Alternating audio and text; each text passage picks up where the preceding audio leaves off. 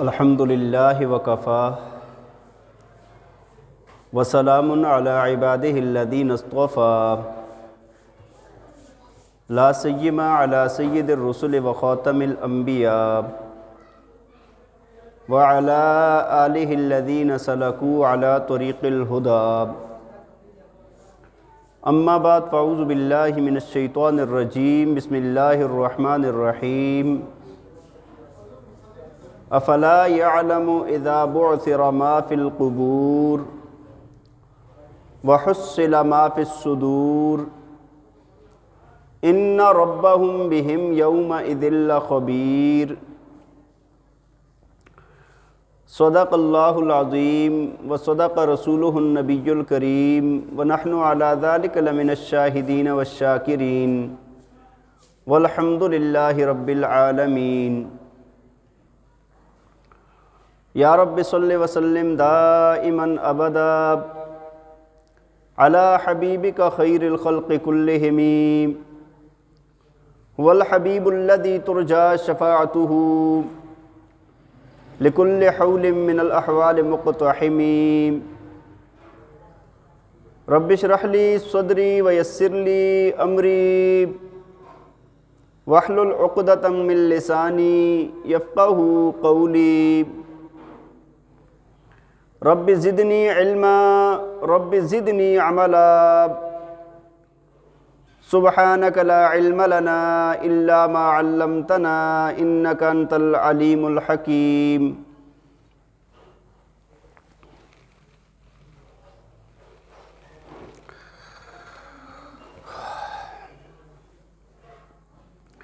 تمام حضرات محبت اور شوق کے ساتھ ثواب کی نیت سے درود پاک پڑھ لیں۔ اللہم صلی علی سیدنا و مولانا محمد وعلی آل سیدنا و مولانا محمد وبارک وسلم۔ اللہم صلی علی سیدنا و مولانا محمد وعلی آل سیدنا و مولانا محمد وبارک وسلم۔ اللہم صلی علی سیدنا و مولانا محمد وعلی آل سیدنا و مولانا محمد وبارک وسلم۔ انتہائی قابل احترام، قابل صد احترام و تکریم، معزز و مکرم سامعین کرام، گزشتہ 2 جمعوں سے سورہ عادیات پر ہمارا بیان ہو رہا تھا کہ جس سورۃ مبارکہ میں اللہ رب ذوالجلال نے ایک روحانی بیماری کا بیان فرمایا اور پھر اس کے بعد اس بیماری کا سبب بیان کیا ہے کہ یہ بیماری لگی کیوں، اور پھر آج کے انشاءاللہ جمعے میں اسی روحانی بیماری کا علاج بیان کیا جائے گا جو رب ذوالجلال نے اس سورۃ مبارکہ کی آخری 3 آیات کے اندر بیان فرمایا ہے۔ دیکھیں بڑے عجیب انداز میں اللہ تعالیٰ نے سب سے پہلے گھوڑوں کی 5 قسمیں کھائی ہیں، ان کے دوڑنے کی، ان کے حملہ کرنے کی، مالک کی وفاداری کی۔ وہ قسمیں کھانے کے بعد پھر رب تعالیٰ نے فرمایا کہ انسان کو ایک روحانی بیماری لگی ہوئی ہے جس کو کہتے ہیں ناشکری۔ ان الانسان لربہ لکنود، کہ یہ انسان اپنے رب کا نافرمان ہے۔ اور پھر آگے سبب بیان فرمایا کہ وَإِنَّهُ لِحُبِّ الْخَيْرِ لَشَدِيدٌ، فرمایا کہ اس کی بیماری کی وجہ کیا ہے، وہ ہے دنیا کی محبت اس میں رچ بس گئی ہے۔ تو اللہ تعالیٰ نے اگلی آیات کے اندر جو میں نے آپ کے سامنے تلاوت کی ہیں، اللہ تعالیٰ نے اس کا علاج بیان فرمایا ہے کہ اس روحانی بیماری کا، یہ جو ناشکری والی بیماری ہے جو دنیا کے محبت کی وجہ سے لگ گئی ہے، اس کا علاج کیا ہے؟ تو اللہ تعالیٰ فرماتے ہیں افلا یعلم اذا بعثر ما فی القبور، فرمایا کہ کیا وہ انسان جو دنیا کی محبت کے اندر پھنسا ہوا ہے، جو اس کے اندر لگا ہوا ہے، جو اس کے دل میں بس گئی ہے، فرمایا کیا وہ انسان یہ نہیں جانتا کہ ایک دن قبروں سے اٹھایا جائے گا، ایک دن قبروں سے اٹھایا جائے گا۔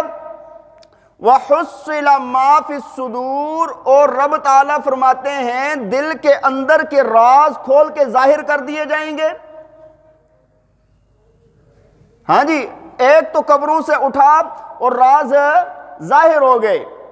اور آگے اللہ تعالیٰ فرماتے ہیں، فرمایا وَحُصِّلَ فِي الصُّدُورِ إِنَّ رَبَّهُمْ بِهِمْ يَوْمَئِذٍ لَخَبِيرٌ، فرمایا بے شک تیرا رب اس دن ہر بات کی خبر رکھنے والا ہے۔ اور اب یہ بیماری ہے، اس بیماری کا جو علاج ہے اللہ تعالیٰ نے آسان الفاظ میں کہیں تو یہ فرمایا کہ انسان اپنی موت کو اور موت کے ماں باپ کو یاد کرے۔ تو جو اس کو یہ روحانی بیماری ناشکری والی لگی، دنیا کی محبت کی وجہ سے لگی، یہ بیماری اس کی دور ہو جائے گی۔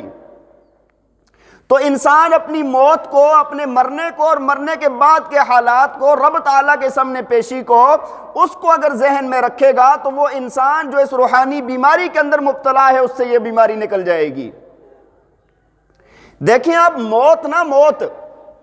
موت ایک ایسی اٹل حقیقت ہے نا کہ ہر چیز میں شک کیا جا سکتا ہے، ہر چیز میں لوگوں نے شک کیا ہے، بلکہ بہت لوگ ایسے ہیں جنہوں نے انبیاء کا انکار کر دیا، اور بہت لوگ ایسے ہیں کہ جنہوں نے بڑی بڑی چیزوں کا انکار کر دیا، کتابوں کا، آسمانی کتابوں کا انکار کر دیا۔ اور ایسے لوگ بھی دنیا میں موجود ہیں جنہوں نے رب ذوالجلال کی ذات کا انکار کر دیا کہ وہ ہمارا پیدا کرنے والا کوئی بھی نہیں ہے۔ نعوذ باللہ من ذالک، وہ کہتے ہیں ہمیں دنیا میں ایسے ہی آئے ایسے ہی جائیں گے، کوئی بھی نہیں ہے۔ اللہ کی ذات کا انکار کرنے والے لوگ بھی دنیا میں موجود ہیں، لیکن موت ایک ایسی اٹل حقیقت ہے کہ اس کا انکار کرنے والا کائنات میں کوئی بھی انسان نہیں ہے۔ موت سب کو یقین ہے مرنا ہے، سب کو یقین ہے کیا کرنا ہے؟ مرنا ہے۔ اور اللہ تعالیٰ نے قرآن پاک میں جا بجا اس کا بیان فرمایا ہے۔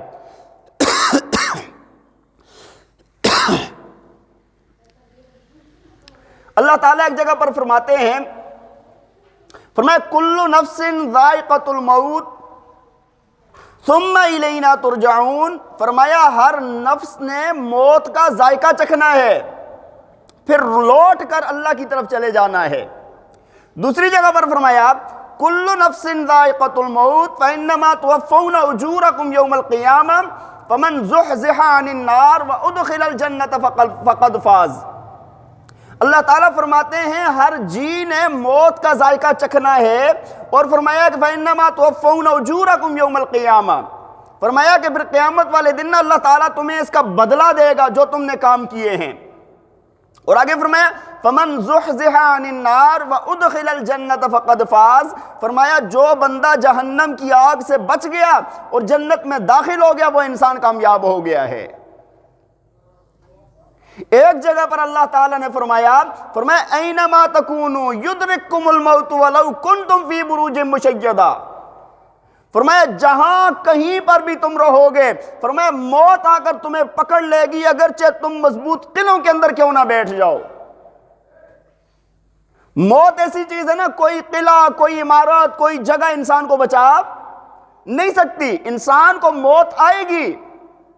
اور ایک جگہ پر اللہ تعالیٰ نے فرمایا کل من علیہا فان، فرمایا کہ ہر شے جو بھی ذی روح شے ہے، ہر شے نے، ہر چیز نے فنا ہو جانا ہے۔ وَيَبْقَى وَجْهُ رَبِّكَ ذُو الْجَلَالِ وَالْإِكْرَامِ، فرمایا رب ذوالجلال کی ذات ایک باقی رہے گی، کائنات میں کوئی بھی ذی روح چیز باقی۔ اور ایک جگہ پر اور اللہ تعالیٰ نے فرمایا کل شیء ہالک الا وجہہ، فرمایا کہ ہر چیز نے ہلاک ہو جانا ہے، صرف اللہ کی ذات باقی رہے گی۔ شے کہا جاتا ہے نا، جو ہم کہتے ہیں نا ایٹم، ذرہ، اس کو کہا جاتا ہے، اللہ فرماتے ہیں ذرے ذرے پر موت آئے گی، باقی صرف اللہ کی ذات رہے گی۔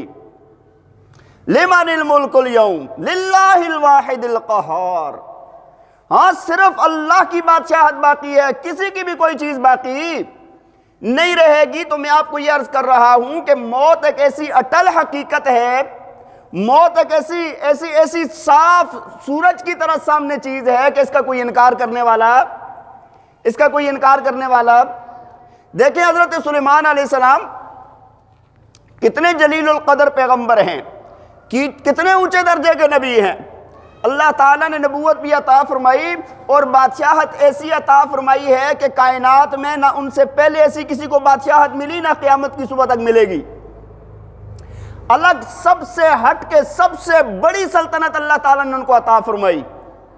ان کی سلطنت نہ صرف انسانوں پر نہیں تھی، حیوانات پر، جانوروں پر اور پرندوں پر، نباتات پر، ہواؤں تک ان کی حکومت تھی۔ ہر چیز ان کی اللہ تعالیٰ نے تابع کر دی تھی۔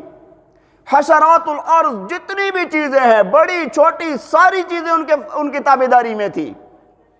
سلیمان علیہ السلام اور کس درجے کے اونچے انسان ہیں کہ اللہ تعالیٰ نے نبوت عطا فرمائی ہے۔ نبوت کا سب سے اونچا مقام اور درجہ ہے، اور کر رہے ہیں کیا؟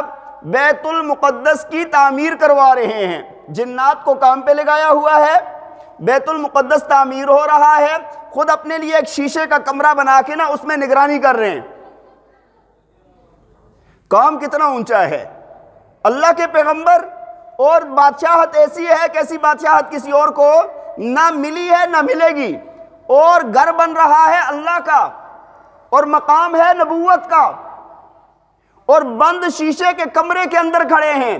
لیکن موت کا وقت آ جاتا ہے، موت کا وقت آ جاتا ہے، وہیں پر اس کمرے میں اپنی عصا پر اس طرح ٹیک لگا کر کھڑے ہیں، وہیں پر فرشتہ آتا ہے، روح قبض کر لیتا ہے، اور حضرت سلیمان علیہ السلام وہیں پر اس ٹیک کے سہارے نہ کھڑے رہتے ہیں، اور جنات کاموں پر لگے ہوئے ہیں۔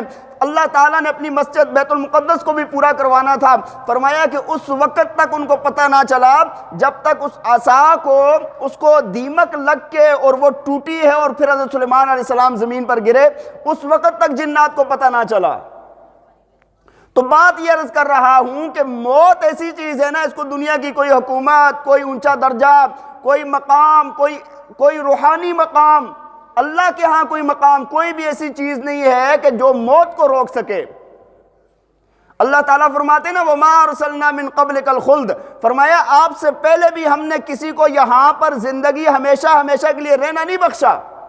جو آئے یہاں سے جانے کے لیے آئے۔ تو بھائی بات یہ عرض کر رہا ہوں کہ موت ایک ایسی اٹل حقیقت ہے، موت ایک ایسی اٹل چیز ہے کہ اس نے آنا ہی آنا ہے۔ پیر ذوالفقار صاحب نے ایک بہت پیارا نقشہ کھینچا ہے، فرمایا کہ اگر موت کو حکومت روک سکتی نا تو فرمایا کہ فرعون کو کبھی بھی موت نہ آتی۔ فرمایا کہ اگر موت کو نا وزارت روک سکتی تو حامان کو کبھی بھی موت نہ آتی۔ اگر موت کو دولت روک سکتی تو فرمایا کہ قارون کو کبھی بھی موت نہ آتی۔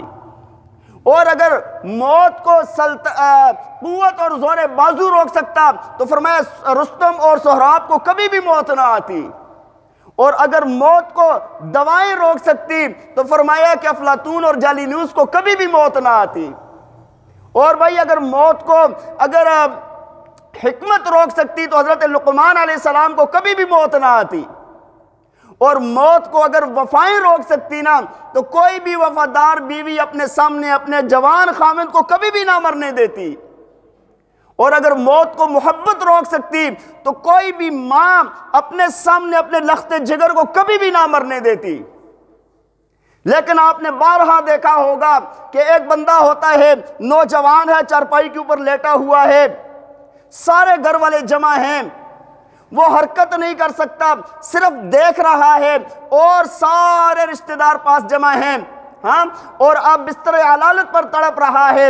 اس وقت آگے بیٹی بڑھتی ہے، جا کر ایسے ہاتھ پکڑتی ہے، کہتی ہے ابا جان میں آپ کی بیٹی ہوں، آپ کی بیٹی ہوں، میں آپ مجھ سے بات کریں نا، میں آپ کی بیٹی ہوں، میں آپ کے جگر کا ٹکڑا ہوں، میں آپ مجھ سے بات کریں نا، میں آپ کی نوکری چاکری کے لیے تیار ہوں، جو آپ حکم کریں گے میں اس کے لیے تابعداری کروں گی، جیسا آپ کہیں گے ویسا میں کروں گی، بس ابا جی آپ مجھ سے بات کر لیں۔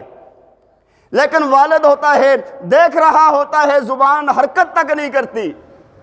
اتنے میں بہن آگے بڑھتی ہے، آ کر کہتی ہے ہاں بھائی جان میں آپ کی بہن ہوں، میں آپ کی بہن ہوں، آپ کو کیا تکلیف ہے؟ آپ بولیں نا ذرا مجھ سے، آپ بات تو کریں نا ذرا مجھ سے، ہاں آپ اپنا دکھ تو بتائیں نا مجھے، آپ اپنی تکلیف تو بتائیں نا مجھے، کیا ہوا ہے؟ اگر آپ کہیں گے راتوں کو بھی آپ کی خدمت کروں گی، دن کو بھی آپ کی خدمت کروں گی، بس آپ مجھ سے بات کر لیں۔ لیکن وہ خاموش سامنے ہوتا ہے، پیچھے سے بیوی آگے آتی ہے، آ کر پاس بیٹھتی ہے اور کہتی ہے اے میرے ہمدم، اے میرے ہمراز، اے میرے سرتاج، آپ مجھ سے بات کر لینا، میں آپ کی بیوی ہوں، جس کے سامنے آپ اپنے سینے کے راز کھول دیا کرتے تھے، جس کے سامنے آپ ہر بات کر لیا کرتے تھے۔ بیوی سامنے کھڑی ہوتی ہے، آنکھوں سے آنسو ایسے برس رہے ہوتے ہیں جس طرح ساون کا بادل برستا ہے، لیکن خامد ہے کہ بولتا نہیں ہے۔ وہ پاس ہو کر کہتی ہے، آپ تو میری آنکھوں کے اشاروں کو بھی سمجھا کرتے تھے، آپ تو میری ایک ایک بات کو سمجھا کرتے تھے، آپ تو میرے ہمراز تھے، آپ مجھ سے بات کر لینا۔ بیوی رو رہی ہوتی ہے، لیکن بندہ بولتا، پیچھے سے ماں آتی ہے، بوڑھی اماں آتی ہے، ہاتھ کانپ رہے ہوتے ہیں، آ کے ماتھے پہ ہاتھ رکھتی ہے، کہتی ہے بیٹا میں تیری ماں ہوں، میں تیری ماں ہوں، مجھ سے بات کر لینا، مجھے بتا تجھے کیا دکھ ہے، تجھے کیا تکلیف ہے، تجھے میں اچھے سے اچھے ڈاکٹر کے پاس لے جاؤں گی، تیرے اوپر میں اپنی ساری زندگی کی دولت لگا دوں گی، تو جیسا کہے گا ویسے کروں گی، میرے بیٹے تو مجھ سے بات کر لینا، میرے بیٹے تو نے تو کبھی بھی میری آواز پر تو نے تو ہر وقت لبیک کہا ہے، آج میرا بیٹا کیوں خاموش ہے؟ ماں رو رہی ہوتی ہے، تڑپ رہی ہوتی ہے، بیٹا ہے کہ خاموش ہوتا ہے؟ ماں وہ پیچھے خیالوں میں چلی جاتی ہے۔ میرے بیٹے ایک وقت وہ تھا جب میری شادی ہوئی تھی، شادی ہوئی اس کے بعد تو پیدا نہیں ہوا تھا، اور مجھے ایسے لگتا تھا کہ پتہ نہیں کب آئے گا، ہر وقت دعائیں مانگتی تھی، نماز پڑھتی تھی، تیرے لیے دعائیں مانگتی تھی، یا اللہ مجھے پھول جیسا بیٹا عطا فرما دے۔ میں نے طواف کیا، وہاں پر تیرے لیے دعائیں مانگی، خانہ کعبہ کا غلاف پکڑ کے تیرے لیے میں نے دعائیں مانگی ہیں، میں جب بھی کوئی عبادت کرتی، جب بھی کوئی خاص اوقات ہوتے، میں دعائیں مانگتی تھی، یا اللہ مجھے چاند جیسا بیٹا عطا فرما دے۔ میرے بیٹے پھر جب اللہ نے مجھے عطا کیا، جب تو مجھے مل گیا، تیری پیدائش ہو گئی، تو میرے بیٹے میری خوشی کی انتہا نہ رہی، میری دنیا بدل گئی، میری سوچیں بدل گئی، میری زندگی کے پیمانے بدل گئے۔ میرے بیٹے اب میں نہ ہر وقت تیرے خیال میں رہا کرتی تھی، تیری خوشی میں میری خوشی ہوتی تھی، تیری ہر بات میں میری بات ہوتی تھی، میں پہلے تجھے کھلاتی تھی، بعد میں خود کھاتی تھی، پہلے تجھے پلاتی تھی، بعد میں خود پیتی تھی، میں دیکھتی تھی میں کچن میں ہوں تو مجھے خیال رہتا تھا میرا بیٹا کہیں پر گر نہ جائے، رو تو نہیں رہا، میں بھاگ کر جاتی تھی، جا کر دیکھتی تھی، اور پھر اس کے بعد واپس لوٹ کر آتی تھی، اگر جاگ رہا ہے تو دودھ دے دیا، سویا ہے تو چوم کے واپس آ گئی۔ میرے بیٹے میری محبت کے زاویے بدل گئے تھے، پیمانے بدل گئے تھے۔ اگر میری سگی بہنیں، میری سگے بھائی جو تجھ سے محبت نہیں کرتے تھے مجھے اچھے نہیں لگتے تھے، جو تجھ سے پیار کرتا تھا وہ مجھے پیارا لگتا تھا، جس نے تجھ سے نفرت کی وہ مجھے برا لگتا تھا۔ میرے بیٹے اب میری زندگی بدل گئی تھی۔ پہلے میں اپنے خاوند کے ساتھ بازار جاتی تھی تو میں اپنے لیے کپڑے اور جوتیاں دیکھتی تھی، لیکن میرے بیٹے اب جب میں جاتی تھی اب میں کہتی تھی کہ میرے بیٹے کے کپڑے ایسے ہونے چاہیے، اب میں دیکھتی تھی میرے بیٹے کا فیڈر ایسا ہونا چاہیے، اب میں تیرے لیے جوتے دیکھتی تھی، تیرے لیے چیزیں دیکھتی تھی۔ میرے بیٹے یہ زندگی گزر رہی تھی، تو جوانی چڑھنے لگا، تیری جوانی کو دیکھ کے میں اپنی آنکھیں ٹھنڈی کیا کرتی تھی۔ ہاں پھر کبھی تو لیٹ ہو گیا، کبھی دیر سے آیا، سارے گھر والے سو جاتے تھے، میں کروٹیں بدلتی رہتی تھی، تب تک سکون نہیں آتا تھا جب تک تو گھر نہیں آ جاتا تھا۔ میرے بیٹے میں نے تیرے لیے دن کو بھی رات کو بھی 24 گھنٹے میری دعاؤں میں تو شامل رہا ہے۔ ماں ان سوچوں کے اندر گم ہوتی ہے اور تڑپ رہی ہوتی ہے، ہاتھ پکڑا ہوا ہوتا ہے، ماتھے کو بوسہ دے رہی ہوتی ہے، کہہ رہی ہوتی ہے میرے بیٹے مجھ سے بات کر لینا، میں تیری ماں ہوں، مجھ سے بات کر لے، میں تیرے سامنے بیٹھی ہوئی ہوں، مجھ سے بات کر لے۔ لیکن اللہ تعالیٰ نے قرآن میں فرمایا یہی حالات چل رہے ہوتے ہیں، فَلَوْلَا إِذَا بَلَغَتِ الْحُلْقُومَ وَأَنْتُمْ حِينَئِذٍ تَنظُرُونَ وَنَحْنُ أَقْرَبُ إِلَيْهِ مِنْكُمْ وَلَكِنْ لَا تُبْصِرُونَ۔ اللہ فرماتے ہیں تمہارے سامنے اس کو ہچکی لگتی ہے، اس کی روح نکل کر حلق تک آ جاتی ہے۔ فرمایا وَأَنْتُمْ حِينَئِذٍ تَنظُرُونَ، تم اس وقت اس کو دیکھ رہے ہوتے ہو، وَنَحْنُ أَقْرَبُ إِلَيْهِ مِنْكُمْ وَلَكِنْ لَا تُبْصِرُونَ، فرمایا کہ اور اس وقت ہم تم سے زیادہ اس کے قریب ہوتے ہیں لیکن تم اس کو دیکھ نہیں سکتے، ہم زیادہ قریب ہوتے ہیں۔ اور آگے اللہ فرماتے ہیں فَلَوْلَا إِن كُنْتُمْ غَيْرَ مَدِينِينَ، ترجعونہا ان کنتم صادقین، اگر حساب کتاب جزا سزا کچھ بھی نہیں ہے تو واپس لوٹا کر دکھاؤ نا پھر اس کو۔ ماں بیٹھی ہوتی ہے، بہنیں بیٹھی ہوتی ہیں، اولاد بیٹھی ہوتی ہے، بیوی بیٹھی ہوتی ہے، سامنے اس کی روح نکلتی ہے، اور اب یہ اپنے ہاتھوں سے اس کی آنکھیں بند کرتے ہیں۔ ماں کو پتہ ہے، بیوی کو پتہ ہے، بہن کو پتہ ہے اب یہ آنکھیں کبھی نہیں کھلیں گی، خود اپنے ہاتھ سے اس کا منہ باندھتے ہیں۔ یہ پتہ ہے کہ اب زبان سے کبھی بھی کوئی بات نہیں نکلے گی، لیکن اس نے وہاں سے جانا ہوتا ہے۔ بہرحال بات یہ عرض کر رہا تھا کہ یہ موت ایک ایسی اٹل حقیقت ہے کہ اس نے آنا ہی آنا ہے، اس موت نے۔ تو اللہ تعالیٰ نے یہ فرمایا کہ یہ جو روحانی بیماری لگی ہوئی ہے اس کا علاج کیا ہے؟ موت اور ما بعد الموت کو یاد کرو۔ اللہ کے پاک پیغمبر نے فرمایا نا، آپ کا ایک ارشاد ہے، فرمایا اکثروا ذکر حازم اللذات الموت، فرمایا کہ لذات کو ختم کرنے والی موت کو کثرت سے یاد کیا کرو، لذتوں کو ختم کرنے والی موت کو کثرت سے یاد کیا کرو۔ دیکھیں موت سے ساری لذتیں ختم ہو جائیں گی، یہ دنیا کے سارے دکھ بھی ختم، ساری خوشیاں بھی ختم۔ دیکھیں یار، موت سے تو ختم ہوگا ہی ہوگا نا، جو موت کے مقدمات ہوتے ہیں نا، موت کے مقدمات، اس سے بھی یہ ساری چیزیں ختم ہو جاتی ہیں۔ موت کے مقدمات کیا ہیں؟ دو مقدمے ہوتے ہیں جو موت سے پہلے آتے ہیں۔ کون کون سے؟ ایک ہوتا ہے بیماری اور دوسرا بڑھاپا۔ ایک بیماری اور دوسرا، موت نہیں آئی ہوتی، بیماری آ جائے، بندے کی زندگی، بندہ یہ سوچتا ہے دنیا کی ساری رونقیں ختم، سارے جوش خروش ختم، کھانا پینا ختم، کوئی چیز اچھی معلوم نہیں ہوتی، منہ کا ذائقہ کڑوا ہو جاتا ہے، منہ کا ذائقہ کڑوا ہو گیا، کھانا پینا اچھا نہیں لگ رہا، کسی کا بات کرنا اور بعض دفعہ کسی کا عیادت کرنا بھی اچھا نہیں لگتا۔ اللہ کے نبی نے فرمایا نا، فرمایا کہ اذا عاد منکم مریضا فلیخفف الجلوس، فرمایا کہ جب تم مریض کی عیادت کرو تو اس کے پاس کم بیٹھا کرو، اس کے پاس کیا کیا کرو، کیونکہ بعض دفعہ مریض کو کسی کا بات کرنا بیٹھنا اس کو تنگی ہو رہی ہوتی ہے، تو دنیا کی یہ جو رونقیں ہوتی ہیں نا یہ ختم ہو جاتی ہیں، کھانا بھی اچھا معلوم نہیں ہوتا۔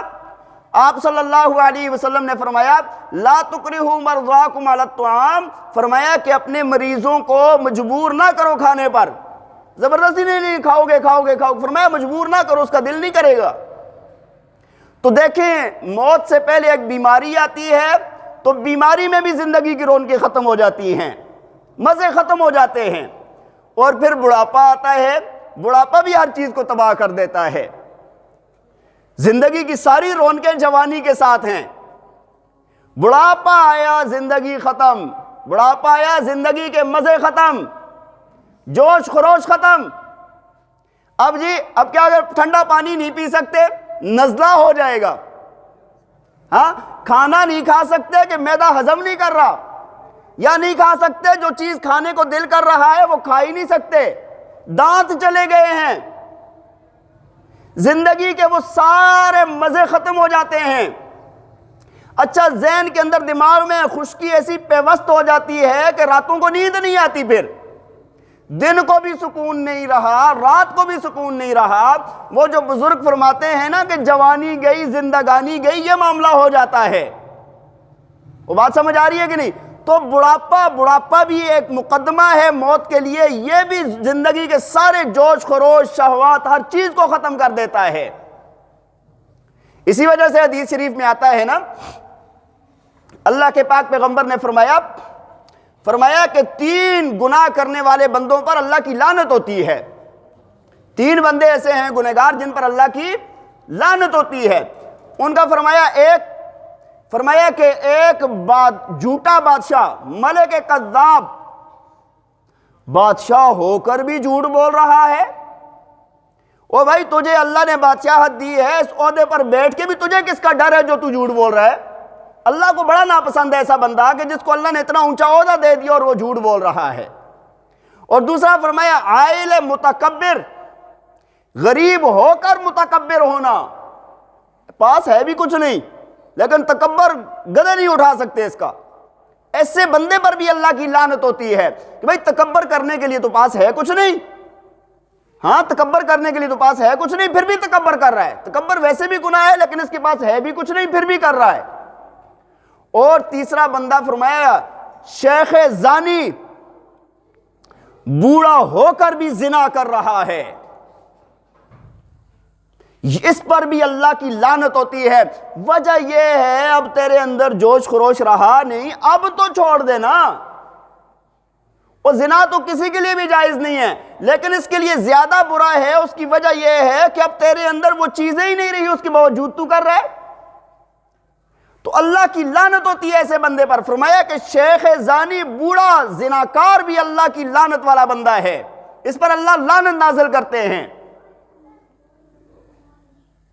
دیکھیں نا قیامت کا دن ہوگا، اللہ تعالیٰ سوال فرمائیں گے، جب وہاں پر جہنمی جہنم میں جائیں گے نا تو وہ چیخیں گے چلائیں گے، وَهُمْ يَسْتَرِخُونَ فِيهَا رَبَّنَا أَخْرِجْنَا نَعْمَلْ صَالِحًا غَيْرَ الَّذِي كُنَّا نَعْمَلْ، اے اللہ ہمیں واپس بھیج دے، ہم اچھے اعمال کریں گے، وہ اعمال نہیں کریں گے جو پہلے کرتے تھے۔ اللہ فرمائیں گے نہیں واپس نہیں آ سکتے۔ اب اللہ تعالیٰ وہاں پر سوال فرمائیں گے اولم نعمرکم ما یتذکر فیہ من تذکر وجاءکم النذیر، اللہ فرمائیں گے کیا میں نے تمہیں اتنی عمر نہ دی تھی جس کے اندر کوئی نصیحت حاصل کرنے والا نصیحت حاصل کر لیتا، اور تمہارے پاس ڈرانے والا بھی آیا ہے، تمہارے پاس ڈرانے والا بھی آیا ہے۔ دیکھیں یہ سوال وہاں پر ہوگا اور پوچھا جائے گا ہم سے زندگی کے متعلق۔ اللہ تعالیٰ نے زندگی دی ہوئی ہے، یہاں پر ہم سب کچھ کر سکتے ہیں، اور جب اس زندگی سے آگے قدم بڑھ گیا نا پھر کچھ بھی نہیں کر سکتے۔ وہ امام غزالی رحمہ اللہ تعالی علیہ نے اس دنیا کی اور انسان کی مثال دی ہے، فرمایا کہ ایک بادشاہ ہے، وہ کسی کو کہتا ہے یہ ٹوکرا لو اور یہ باغ ہے میرا جس کے بہت سارے درجات ہیں، ایک ٹکڑا باغ کا، دوسرا تیسرا چوتھا اس طرح۔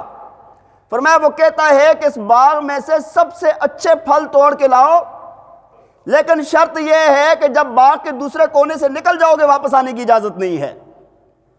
یہ بندہ باغ میں جاتا ہے، پھل دیکھتا ہے، اچھے معلوم ہوتے ہیں، سوچ میں ہوتا ہے یار آگے والے سے توڑ لوں گا، آگے دیکھتا ہے اور اچھے ہوتے ہیں، پھر آگے چلا جاتا ہے کہتا ہے آگے سے توڑ لوں گا اور اچھے ہوتے ہیں۔ اسی چکر میں جاتے جاتے ایک جگہ پر پہنچتا ہے اور جا کر دیکھتا ہے بہت اچھے پھل ہیں، لیکن سوچتا ہے یار آگے جا کے اور ذرا اچھے مل جائیں۔ جب اگلے اس میں جاتا ہے دیکھتا ہے درخت سارے خالی پڑے ہیں، کسی درخت پر پھل نہیں ہے۔ اب یہ ہاتھ ملتا رہ جاتا ہے کہ یار پہلے ہی توڑ لیتا تو اچھا تھا۔ فرمایا انسان کی اور اس دنیا کی مثال ایسے ہی ہے۔ فرمایا بادشاہ اللہ کی ذات ہے، اس نے بھیجا ہے انسان کو، ہاں اس نے ایک ٹوکرا دے کر بھیجا ہے جا کر نیکیاں کماؤ۔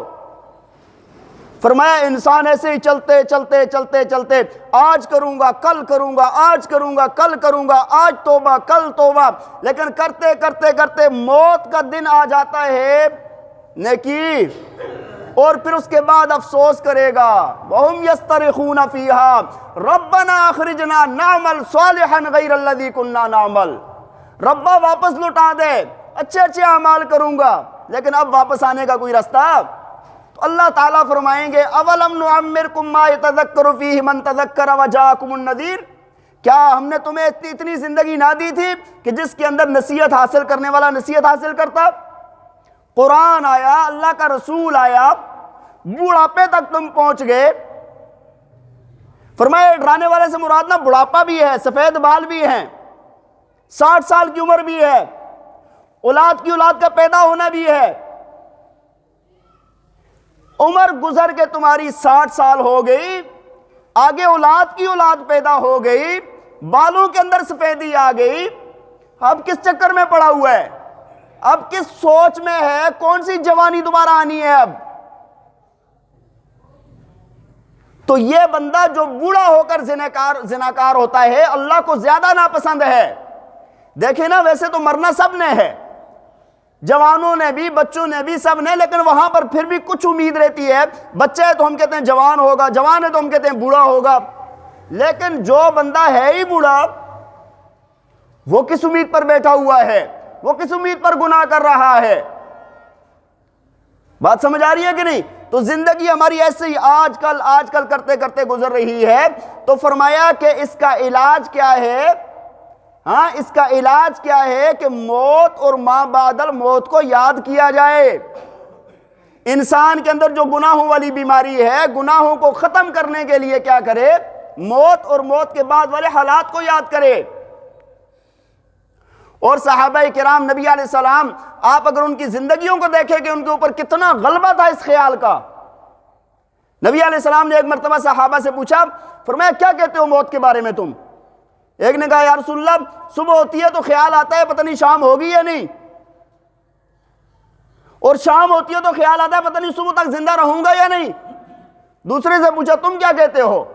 کہا یا رسول اللہ 4 رکعت کی نیت باندھتا ہوں، یقین نہیں ہوتا کہ سلام پھیروں گا یا نہیں. آپ نے فرمایا بھائی میرا تو یہ حال ہے، ایک طرف سلام پھیر لیتا ہوں، اب یہ یقین نہیں ہوتا کہ دوسری طرف پھیر سکوں گا یا نہیں. موت کا کوئی پتہ نہیں ہے بھائی، موت آئے گی اور اس کے وقت کا بھی کوئی پتہ. بات سمجھ آ رہی ہے کہ نہیں؟ نبی علیہ السلام نے ایک مرتبہ روایات کے اندر آتا ہے، آپ نے قضاء حاجت کے لیے گئے اور تھوڑا دور پانی تھا، آپ نے وہیں پر تیمم کر لیا. تو صحابی نے عرض کی یا رسول اللہ پانی قریب ہی تھا وضو. فرمایا کہ یقین نہیں تھا پتہ نہیں پانی تک پہنچ سکوں گا یا نہیں. تو بھائی موت نے آنا ہی آنا ہے، موت نے آنا ہی آنا ہے. اور یہ جو میں نے آپ کو عرض کی نا کہ یہ جو سفید بال ہے، سفید بالوں کا، بھائی یہ بھی ایک نا، یہ ہمارے لیے ایک الارم ہوتا ہے اس بات کا کہ بھائی موت کا وقت قریب آ رہا ہے. موت کا وقت ہے، ہم تو سوچتے ہیں، ہم تو کہتے ہیں 60 سال کے ہو گئے، 70 سال کے ہو گئے، مرنا کسی اور نے ہے، وہ والے بوڑھے ہم نہیں ہیں. ہر بندے کو خیال کیا رہتا ہے، کہتے ہیں وہ والے ہم نہیں ہیں، وہ تو یہ اور لوگ ہوتے ہیں نا مرنے والے. پیر ذوالفقار صاحب نے اپنی ایک کتاب میں حدیث نقل کی ہے، فرمایا حضرت عمر رضی اللہ تعالیٰ عنہ نے اپنے ساتھ ایک بندہ رکھا ہوا تھا اس بات کے لیے کہ آپ نے وقتاً فوقتاً مجھے یاد کرانا ہے کہ حضرت موت نے آنا ہے. کیا کرنا ہے؟ موت نے آنا ہے. فرمایا کہ وہ ہر وقت کہتا رہتا تھا کسی وقت حضرت موت نے آنا ہے. ہاں جی، بہت ٹائم ایسا گزرا. ایک مرتبہ حضرت نے فرمایا کہ بھئی اب ٹھیک ہے، اب تم چلے جاؤ. انہوں نے کہا حضرت کیوں، اب موت کی ضرورت نہیں رہی یاد دلانے کی؟ کہا نہیں، اب یہاں پر کچھ بال سفید آ چکے ہیں، اب یہ یاد دلانے کے لیے بہت ہیں. یہ جو بال سفید آ چکے ہیں نا، یہ موت کی یاد کے لیے بہت ہیں. تو بھائی موت نے آنا ہے، موت نے. اچھا پھر ہم کیا ظلم کرتے ہیں؟ سر کے اوپر رنگ لگا دیا، داڑھی جڑ سے نکال دی. داڑھی کیا کر دی؟ جڑ سے نکال دی. اللہ کے بندو، سر پہ رنگ لگایا تھا، اس پہ بھی لگا لیتے، کون سی ایسی بات تھی؟ ہاں، کب تک منڈواتے رہیں گے؟ کب تک منڈواتے رہیں گے؟ ہاں تو بھائی اگر یہاں پر لگایا تھا تو یہاں پر بھی لگا لیں. کالا رنگ نہ لگائیں 40 سال کے بعد، اور جو بھی دوسرے رنگ ہیں آپ لگاتے رہیں. بالکل بلیک کرنا، بالکل کالا کرنا جائز نہیں ہے. بات سمجھ آ رہی ہے کہ نہیں؟ لیکن یہ ہے کہ ہمیں تو ڈر لگ رہا ہوتا ہے کہ یار یہ سفید ہو گئے تو پتہ نہیں کون سا عذاب آ گیا ہے. وہ بھائی اللہ کو تو یہ بال سفید بال بڑے پسند ہیں. حدیث میں آتا ہے کہ اللہ تعالیٰ کو حیا آتی ہے مسلمان کے سفید بالوں سے. مسلمان کے سفید بالوں سے رب تعالیٰ کو حیا آتی ہے. یار کم از کم شکل صورت ہی ایسی لے کے چلے جائیں، کچھ بھی نہ ہو پلے، وہاں پر یہ تو عرض کر دینا کہ یا اللہ، ہاں کہتے ہیں یا رب تیرے محبوب کی شباہت لے کر آیا ہوں، حقیقت اس کو کر دے. ہاں میں تو صورت لے کر آیا ہوں. انسان کم از کم اپنا ظاہر کوشش تو کرے نا. تو بھائی بہرحال ساری بات کا خلاصہ یہ ہے کہ اللہ تعالیٰ نے سورہ عادیات کے اندر 3 باتیں بیان فرمائی ہیں. پہلی بات فرمایا کہ انسان کو ایک روحانی بیماری لگی ہوئی ہے جس کو کہتے ہیں ناشکری، جس کو کیا کہتے ہیں؟ ان الانسان لربہ لکنود. اور دوسری بات بیان فرمائی کہ یہ لگی کیوں؟ فرمایا وَإِنَّهُ لِحُبِّ الْخَيْرِ لَشَدِيدٌ. فرمایا اس انسان کے دل میں دنیا کی محبت بہت زیادہ ہے. اس کی وجہ سے اس کو یہ بیماری لگی ہے۔ اور پھر آگے علاج بیان فرمایا کہ فَلَا يَعْلَمُ إِذَا بُعْثِرَ مَا فِي الْقُبُورِ وَحُصِّلَ مَا فِي الصُّدُورِ إِنَّ رَبَّهُمْ بِهِمْ يَوْمَئِذٍ لَخَبِيرٌ۔ فرمایا کہ اس کا علاج یہ ہے کہ یہ بندہ موت اور ما بعد الموت کو یاد کرے۔ اچھا اس کو کرنا کیسے ہے، تھوڑا سا آپ کو بتا دیتا ہوں موت کو یاد کیسے کرنا ہے۔ ایک تو چھوٹی سی فضیلت سنا دوں پہلے آپ کو۔ حدیث کے اندر آتا ہے جو بندہ روز 40 مرتبہ موت کو یاد کرے 40 دن تک، تو فرمایا اللہ تعالیٰ اس کو شہادت کی موت عطا کرتے ہیں۔ اس کو درجہ کون سا ملتا ہے موت میں؟ کتنی بڑی فضیلت ہے۔ تو موت کو یاد کیسے کرنا ہے؟ آپ بیٹھے یاد کریں موت کو، مرنا ہے ہم نے سارا، لیکن ایک آسان سی جگہ بتا دیتا ہوں میں آپ کو۔ رات کو لیٹتے ہیں نا سونے کے لیے، لیٹتے ہیں فوراً نیند آ جاتی ہے یا کچھ ٹائم لگتا ہے؟ کچھ ٹائم ایسا ہوتا ہے کہ جس میں انسان کچھ بھی نہیں کر رہا ہوتا لیکن نیند بھی نہیں آئی ہوتی، فارغ ٹائم ہوتا ہے، فری ٹائم ہوتا ہے۔ اس ٹائم میں انسان یہ خیال کر لے کہ بھائی میرے پاس فرشتہ آ گیا، میری روح قبض کر لی ہے، مجھے موت آ گئی ہے، مجھے موت، سارے گھر والے، بچے، بیوی، والدین، بہن بھائی، وہ سارے پاس اکٹھے جمع رو رہے ہیں، اکٹھے جمع، اب مجھے غسل دیا جا رہا ہے، کفنایا جا رہا ہے، سارے لوگ ہیں، کندھوں پر اٹھایا جا رہا ہے، جنازہ پڑھا جا رہا ہے، قبر تک لے کے جا رہے ہیں، قبر میں دفنایا جا رہا ہے، اور اب فرشتے آگے سوال کر رہے ہیں من ربک۔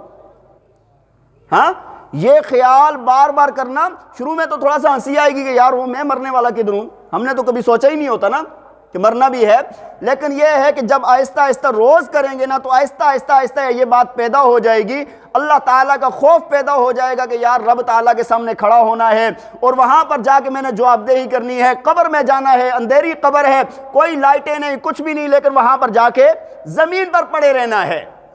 زمین پر آج جو ہم اپنے ساتھ یہ مٹی بھی برداشت نہیں کرتے نا، وہاں پر کدھر رکھے جاتے ہیں؟ اپنے ہاتھوں سے بہت مردے اتارے ہیں۔ بات سمجھ آ رہی ہے کہ نہیں؟ ہاں ایسے اتار کے جب آپ نے دیکھا ہوگا، جب زمین پر رکھتے ہیں، یہ چہرہ زمین پر رکھا ہوا ہوتا ہے، سر زمین پر رکھا ہوا ہوتا ہے، جسم زمین پر رکھا ہوا ہوتا ہے، اور اوپر پتھر ڈال کے، من و مٹی ڈال کے اس کو ڈھانپ کے آ جاتے ہیں۔ تو بہرحال یہ ایسی سوچ کرے بندہ تو انشاءاللہ ایک وقت آئے گا کہ اس بیماری کا علاج ہو جائے گا۔ اللہ تعالی ہمیں عمل کرنے کی توفیق عطا فرمائے۔ وآخر دعوانا ان الحمدللہ رب العالمین۔ بھائی بہت سارے ساتھیوں نے دعاؤں کے لیے کہا ہے، دعا فرمائیں اللہ تعالیٰ جس کی جو جائز حاجت ہے ان کی حاجات کو پورا فرمائے، اور جو بیمار ہیں اللہ تعالیٰ ان کو صحت عطا فرمائے، روحانی جسمانی جو ہم بیمار ہیں اللہ تعالیٰ ہم سب کو صحت عطا فرمائے، جو گھروں میں بیمار ہیں اللہ تعالیٰ ان کو بھی صحت عطا فرمائے، اور جو حاجت مند ہیں اللہ تعالیٰ ان کی حاجات کو پورا فرمائے۔ اور بہت سارے ہماری ماؤں بہنوں نے، ہمارے بھائیوں نے، دور دراز سے بھی بعض لوگ کال کر کے کہتے ہیں آپ سے دعاؤں کی درخواست کرتے ہیں، ان کے لیے بھی دعا کریں کہ اللہ تعالیٰ جس کی جو جائز حاجت ہے اللہ تعالیٰ اس کی حاجات کو پورا فرمائے۔ وآخر دعوانا ان الحمدللہ رب العالمین۔ اذان کے بعد سنتیں ادا فرمائیں، اذان کے بعد۔